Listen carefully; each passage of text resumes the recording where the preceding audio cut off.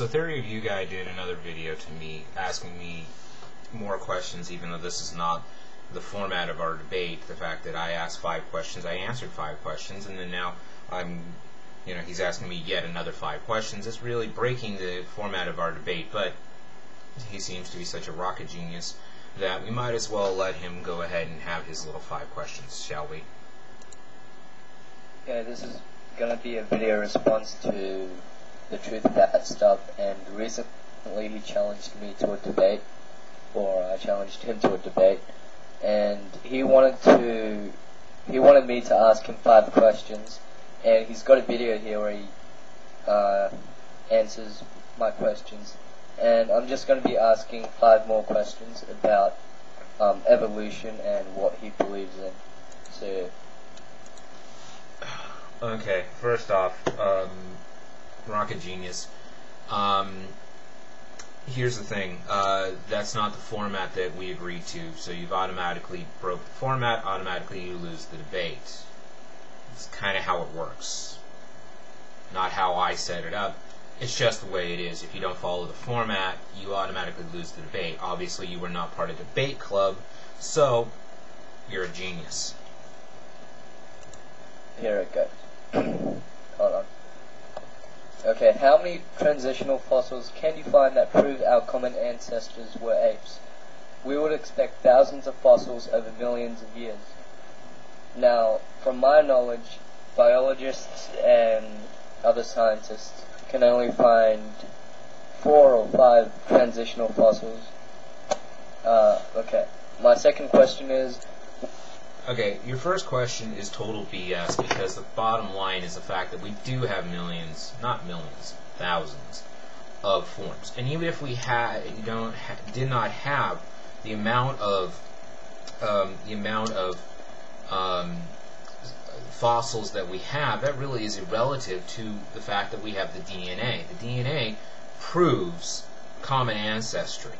We could have zero bone fragments and still be able to prove we are related to apes, and that we are evolved, that we are evolved from the lower apes, okay, that we have common ancestry, okay, and by the way, idiot, we are apes. So let's let you continue. What are your credentials? Sure, you can use big words and try to talk fast, but that doesn't prove anything. So what qualifications do you have? What are your credentials? None. But I'm still kicking your ass. Isn't that fun? What I have is I am a person that has spent the last 20 years of my life educating myself. That's right. Educating myself. Okay? I went and read not just the books that you get at your local church. No. Read them too. I read also read tons of textbooks. I've read tons of other books on all different kinds of theories and studies and everything else under the sun. I love to watch videos on the subject. I mean, PBS and Discovery Channel, they're 2 of my favorite places to go watch. I've spent years studying these things. Do I have a piece of paper to show that I know what I know? No, but that's a relative. Okay? That's appeal to authority, and that's also called it's a logical fallacy. So good job there. My third question, if you're implying that things don't need to evolve because they've already adapted to their environment, I've never implied that. Can you explain why apes needed to evolve? If evolution were true, then there would only be apes on this planet, which we don't see.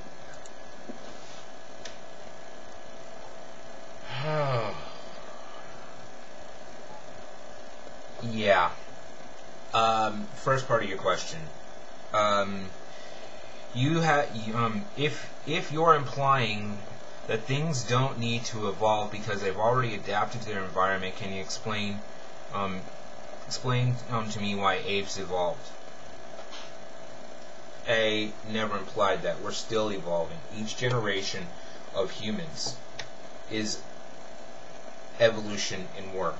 Every generation of bugs, dogs, cats, everything, trees, everything that lives is part of the evolutionary cycle. The speed at which evolution happens is not controlled by anything. Okay, it's determined by the environment and the need to adapt to the environment.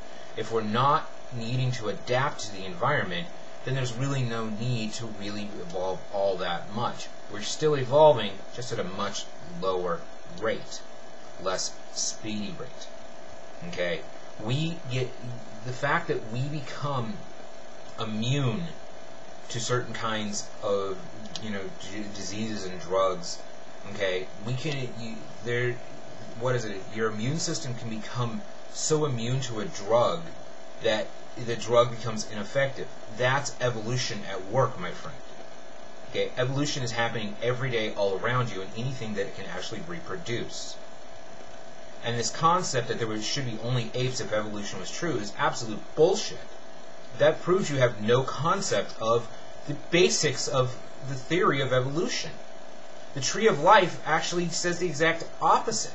It says we started off as a single organism, most likely basic RNA, and then RNA then started replicating itself and splitting and became everything around us. The tree of life demands that there be abundance of species, not a single species as you just implied. But you're a genius, aren't you? Apparently. So I'm going to stop this video, and then I'm going to do another one, because this is just too much fun.